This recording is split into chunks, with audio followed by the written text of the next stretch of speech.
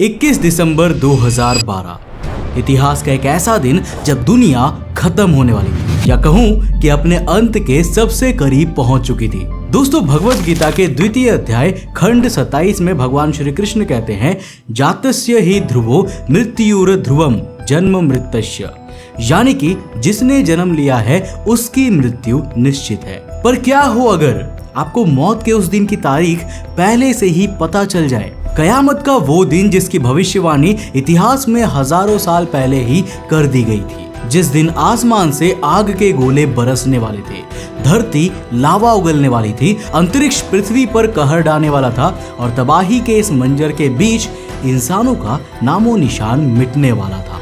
जी हाँ, मैं बात कर रहा हूँ 21 दिसंबर 2012 की, जिस दिन दुनिया का अंत होने वाला था। पर सवाल यह है कि भाई मैं और आप तो अभी भी जिंदा है, तो क्या कयामत की तारीख पोस्टपोन हो चुकी है या फिर ये पूरी दुनिया के साथ एक भद्दा मजाक था? इन सवालों के जवाब जानने से पहले ये जानना होगा कि 21 दिसंबर 2012 की ये तारीख आई कहां से थी। तो दोस्तों, हमारी कहानी शुरू होती है अर्ली 1960s में, जब मैक्सिको के टाबास्को शहर में टोर्टुगुएरो नाम के एक एंशिएंट माया साइट पर कुछ स्टोन टैबलेट्स को डिस्कवर किया जाता है। अब इन्हीं में से एक स्टोन टैबलेट में लिखा था कि 13th बागटून के कंप्लीट होने पर मायन गॉड धरती पर लौटेंगे, और ये मायन गॉड थे बोलोन योक्ते, जिन्हें कई प्राचीन माया साइट्स पर मिली इंस्क्रिप्शन में नर्क का देवता कहा गया है और डिस्ट्रक्शन से जोड़ा गया है। पर भाई, ये 13th बागटून क्या है और इससे 21 दिसंबर 2012 का क्या कनेक्शन है? वेल, इसे समझने के लिए हमें माया लोगों के कैलेंडर और उनकी टाइम कैलकुलेशन के बारे में जानना होगा। दोस्तों, माया सिविलाइजेशन आज से करीब 4000 साल पहले नॉर्थ और सेंट्रल अमेरिका के एरिया में शुरू हुई थी। हालांकि कुछ मायन रिकॉर्ड्स की माने तो इसका ओरिजिन 8 से 10 साल पहले तक जाता है। Art, architecture, calendar, science, mathematics और एस्ट्रोनॉमी जैसे सभी सब्जेक्ट्स में मायंस की नॉलेज उस समय की दूसरी सिविलाइजेशन के कंपैरिजन में कहीं ज्यादा मानी जाती थी। अब मायन लोग जिस कैलेंडर का यूज करते थे ना, उसे हम माया लॉन्ग काउंट कैलेंडर कहते हैं। पोपाल वू मायंस का एक प्राचीन टेक्स्ट है जिसमें सिविलाइजेशन से जुड़े कई राज लिखे हुए हैं। साथ में ये भी बताया गया है कि मायन दुनिया की शुरुआत के बारे में क्या सोचते थे। अब इस टेक्स्ट के अनुसार ना, मायंस मानते थे कि वो 4th वर्ल्ड में रहते हैं और इससे पहले उनके भगवान ने 3 फेल्ड वर्ल्ड्स बनाए थे जो खत्म भी हो चुकी है, और ये चौथी दुनिया या कहे 4th वर्ल्ड एक नए बागटून की शुरुआत था और पिछले वर्ल्ड्स 13 बागटून्स के बाद खत्म हो गए थे। अब देखो, जैसे हमारे सनातन धर्म में युगों का कॉन्सेप्ट है ना, मतलब एक युग के अंत के बाद दूसरा युग शुरू होता है, ठीक यही कॉन्सेप्ट माया सिविलाइजेशन में भी था। सिंपल वर्ड्स में कहूं तो आप 13 बागटून्स के समय को एक युग मान सकते हैं, और मायन टाइम कैलकुलेशन में एक बागटून का मतलब होता था 1,44,000 दिन, यानी कि लगभग 394 साल। इस तरह 13 बागटून मिलकर करीब 5,125 सालों का समय बनाते हैं। अब देखो, अगर हम इसे आज इस्तेमाल होने वाले ग्रेगोरियन कैलेंडर के हिसाब से देखें ना, तो 4th वर्ल्ड की शुरुआत हुई थी 11 अगस्त 3114 BC में, और यहाँ से इस 4th वर्ल्ड के अंत की डेट सामने आई, जो थे 21 दिसंबर 2012, जब 5,125 सालों का समय पूरा हो रहा था। लेकिन जैसा कि आप जानते हो कि आप भी यही हो और मैं भी यही हूँ, तो क्या फिर मायंस की ये भविष्यवाणी गलत साबित हुई? वेल, द रियलिटी इज कि मायंस ने ऐसी कोई भविष्यवाणी की ही नहीं थी। देखो, मायन लोग साइक्लिक वे ऑफ टाइम के कॉन्सेप्ट पर बिलीव करते थे, जिसमें एक साइकिल का अंत ना दुनिया का अंत नहीं होता था, बल्कि दूसरी साइकिल की शुरुआत होती थी। टोर्टुगुएरो में मिले उस स्टोन टैबलेट में कहीं पर भी नहीं लिखा था कि 13th बागटून के बाद दुनिया का अंत हो जाएगा। इनफैक्ट अप्रैल और मई 2012 में आर्कियोलॉजिस्ट ने ग्वाटेमाला में ला कोरोना नाम की एक एंशिएंट मायन साइट पर एक और ऐसा इंस्क्रिप्शन खोज निकाला, और इसके अंदर भी कोई भी ऐसी भविष्यवाणी नहीं लिखी थी कि 13th बागटून के खत्म होने के बाद क्या होने वाला है। मायन कैलेंडर में दुनिया के अंत को लेकर भविष्यवाणी के इस मिसकंसेप्शन की शुरुआत होती है साल 1966 में, जब अमेरिकन आर्कियोलॉजिस्ट और ऑथर माइकल को अपनी बुक द माया में लिखते हैं कि 13th बागटून के अंत के बाद दुनिया से बुरे लोगों का अंत हो जाएगा, और जब मायन लॉन्ग काउंट कैलेंडर के इस ग्रेट साइकिल का अंत होगा तो हमारा प्रेजेंट यूनिवर्स भी बर्बाद हो जाएगा। इसके बाद से कई अमेरिकन और यूरोपियन स्कॉलर्स ने मायन कैलेंडर को मिस इंटरप्रेट करते हुए इसे दुनिया के अंत से जोड़ना शुरू कर दिया और यहीं से 21 दिसंबर 2012 को दुनिया खत्म होने की झूठी खबर ने जन्म लिया, जो टेक्निकली मायन सिविलाइजेशन में कहीं ही नहीं गई थी। पर देखो, द डेट ऑफ एपोकलिप्स के पीछे ना सिर्फ मायन अकाउंट्स का हाथ नहीं था, बल्कि इसको लेकर कई दूसरी थियरीज भी दी जाती है, जिनमें से एक थियरी है निबिरू कैटेक्लिज्म। अब इस मिथिकल कॉन्सेप्ट की शुरुआत होती है साल 1995 से, जब नैन्सी लाइडर नाम की एक महिला जेटा टॉक के नाम से एक वेबसाइट बनाती है। अपनी वेबसाइट के थ्रू नैन्सी दावा करती है कि जब वो छोटी थी तब जेटान्स नाम के ग्रे एलियंस, जो कि जेटा रेटिकुलाई नाम के स्टार सिस्टम में रहते थे, उन्होंने उससे कांटेक्ट किया था। वो बताती है कि जेटान्स ने उनके दिमाग में कम्युनिकेशन डिवाइस लगा दिया है, जिसकी मदद से वो उनसे बात कर पाती है। अब चलो भाई, मान लेते हैं कि कोई मिल गया वाले रोहित की तरह इनको भी कोई जादू मिल गया होगा, पर यहाँ कयामत के दिन की बात कहां से आई? तो देखो, होता कुछ यूं है कि अप्रैल 1997 में कॉमेट हेल-बोप धरती के काफी करीब से गुजरने वाला था और पूरी दुनिया में ना ये न्यूज अच्छी खासी वायरल हो रही थी। नैन्सी लाइडर भी उसी समय सुर्खियों में आती है जब उन्होंने ये दावा किया कि कॉमेट हेल-बोप जैसा कुछ भी एग्जिस्ट ही नहीं करता। उनके अनुसार ये एक फ्रॉड है जिसकी स्टोरी लोगों को प्लैनेट एक्स और उससे होने वाली तबाही की बात छिपाने के लिए सुनाई जा रही है। एंड ऑब्वियसली ये बात उन्हें जेटान्स ने बताई थी। अब नैन्सी लाइडर के क्लेम्स उस समय कितने ज्यादा वायरल हुए थे, इसे आप बस इसी बात से समझ सकते हो कि उन्हें न्यूयॉर्क टाइम्स में भी पब्लिश किया गया था। नैन्सी बताती है कि प्लैनेट एक्स पृथ्वी से लगभग 4 गुना बड़ा है और 27 मई 2003 को पृथ्वी के बेहद करीब से गुजरने वाला है। अब इससे धरती 5.9 डेज के लिए घूमना बंद कर देगी, पृथ्वी के पोल्स डीस्टेबलाइज हो जाएंगे, मैग्नेटिक कोर डिस्टर्ब हो जाएगी और यहाँ तक कि धरती की कोर तक खिसक जाएगी। अब इतने सब के बाद तो धरती से इंसानियत का अंत तय था। पर भाई, जब 27 मई 2003 को कुछ नहीं हुआ ना, तो नैन्सी लाइडर अपनी बात से पलट गई और कहने लगी कि मैंने असल डेट जानबूझकर नहीं बताई थी, नहीं तो गवर्नमेंट मार्शल लॉ लगा देगी और लोगों को सिटीज में ट्रैप कर लेगी, जिससे कि सभी के सभी मर जाएंगे। इस तरह नैन्सी ने प्लैनेट एक्स वाली अपनी बात को एक अनडिस्क्लोज्ड डेट तक के लिए टाल दिया। अब बाद में उन्होंने अपने प्लैनेट एक्स को हाइपोथेटिकल निबिरू प्लैनेट से जोड़ दिया, जिसकी थियरी ज़ेकरिया सिटचिन नाम के एक ऑथर ने दी थी।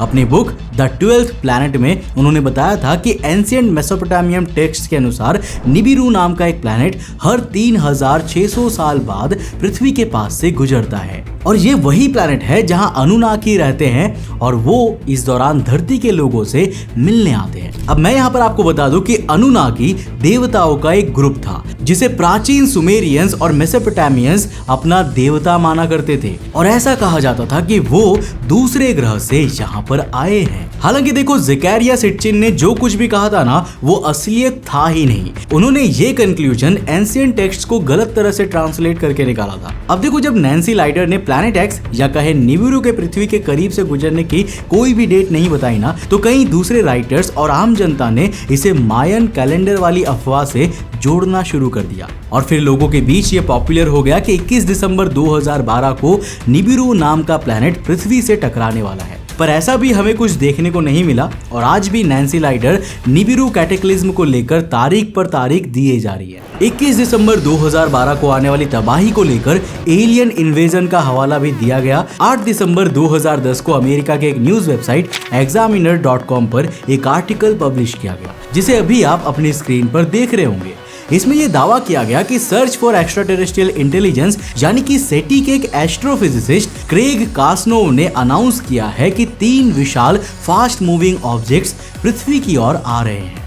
जैसा कि आप देख सकते हो, वेबसाइट पर इन ऑब्जेक्ट्स के कोऑर्डिनेट्स और कुछ इंफॉर्मेशन भी शेयर की गई है। अब ऐसा दावा किया गया कि ये विशालकाय यूएफओज है जो मिड दिसंबर 2012 तक पृथ्वी पर पहुंचने वाले हैं। यहाँ तक कि दोस्तों, रशिया के एक फेमस न्यूज़पेपर प्रावडा ने भी इस न्यूज को कवर किया था। पर 10 जनवरी 2011 को सेटी के एक सीनियर एस्ट्रोनॉमर डॉक्टर सेट शॉस्टक ने एक प्रेस रिलीज जारी करके ऐसी सारी खबरों को रूमर बता दिया। यहाँ तक कि जिस क्रेग कॉस्नोव का रेफरेंस देकर ये बात कही गई थी ना, वैसा कोई इंसान रियलिटी में एग्जिस्ट ही नहीं करता था। अब जरा 18 मई 2008 को नेचर जर्नल में पब्लिश्ड इस आर्टिकल पर नजर डालिए, जिसमें यह बताया गया है कि कैसे पृथ्वी की कोर में बहने वाले फ्लूइड का मोशन लगातार बदल रहा है और पृथ्वी की मैग्नेटिक फील्ड्स कमजोर पड़ रही है। अब ये मैग्नेटिक फील्ड कमजोर होने वाली बात उस समय काफी बड़ा चिंता का विषय बन चुका था। फिर साल 2012 के अराउंड सोलर मैक्सिमम भी आने वाला था। अब यहाँ पर मैं आपको बता दूं कि सोलर मैक्सिमम उस टाइम पीरियड को कहते हैं जब सूरज की एक्टिविटी सबसे ज्यादा होती है। और साइंटिफिक कम्युनिटी में चल रही इन चर्चाओं का फायदा ना कुछ होशियार लोगों ने उठाया और अफवाहें फैला दी कि साल 2012 में एक मैसिव सोलर फ्लेयर आने वाला है जो 100 बिलियन एटॉमिक बॉम्ब्स के बराबर एनर्जी को रिलीज करेगा और पृथ्वी के मैग्नेटिक पोल्स की डायरेक्शन बदल जाएगी। बाद में वैज्ञानिकों ने इसके बारे में बताते हुए कहा कि धरती के मैग्नेटिक पोल्स एक दिन में अचानक नहीं बदलते, बल्कि ऐसा होने में 1000 से लेकर 10,000 सालों का समय लगता है। अब 2012 में एक मैसिव सोलर स्टॉर्म आया तो था, पर उसने दुनिया को खत्म करने वाली तबाही नहीं मचाई थी। अब हमारी अगली थियरी धरती से 400 लाइट ईयर्स दूर ओरायन कॉन्स्टलेशन में स्थित red super giant star Beetlejuice से जुड़ी हुई है। 19 जनवरी 2011 को ऑस्ट्रेलिया के एक न्यूज पोर्टल पर खबर पब्लिश होती है कि बीटलजूस में सुपरनोवा एक्सप्लोजन होने वाला है और ये साल 2012 में ही हो सकता है। अब हालांकि अगर आप इसी न्यूज आर्टिकल में देखोगे ना तो साफ साफ लिखा गया है कि इस खबर को लेकर डूम्सडे थियरीज की बातें फैलाई जा सकती है और इंटरनेट पर लोग इसे मायन कैलेंडर में बताए गए डेट 21 दिसंबर 2012 से जोड़कर भी देख रहे हैं। पर लोगों ने सिर्फ वो पढ़ा जो पढ़ना चाहते थे और उन्होंने बीटलजूस में होने जा रहे सुपरनोवा एक्सप्लोजन को ही पृथ्वी के अंत का कारण मान लिया। लेकिन यहाँ पर ना मेनली 2 पॉइंट समझने वाले थे। पहला कि बीटलजूस में होने जा रहे सुपरनोवा एक्सप्लोजन को एक पर्टिकुलर डेट नहीं दी जा सकती थी और दूसरा कि भाई यूनिवर्स में होने वाले किसी भी सुपरनोवा एक्सप्लोजन से पृथ्वी को तभी कुछ खतरा होगा जब वो सुपरनोवा एक्सप्लोजन हमसे 50 लाइट ईयर्स से कम की डिस्टेंस पर होगा। लेकिन बीटलजूस से जुड़ी ये डूम्सडे थियरी इतनी वायरल हो चुकी थी कि 16 दिसंबर 2011 के दिन नासा को एक प्रेस रिलीज जारी करके इसका क्लैरिफिकेशन देना पड़ा। दोस्तों अब बात करते हैं गैलेक्टिक अलाइनमेंट की, जो प्रोबेबली अभी तक की सबसे इंटरेस्टिंग थियरी होने वाली है। तो यहाँ पर मैं आपको बता दूं कि 21 दिसंबर 2012 को विंटर सॉलिस्टिस के दौरान पृथ्वी, सूरज और मिल्की वे का central supermassive black hole Sagittarius A star एक ही लाइन में होते हैं और इसे ही हम गैलेक्टिक अलाइनमेंट कहते हैं। पर साल 1998 में जो गैलेक्टिक अलाइनमेंट देखने को मिली थी वो आज तक की सबसे परफेक्ट गैलेक्टिक अलाइनमेंट मानी जाती है।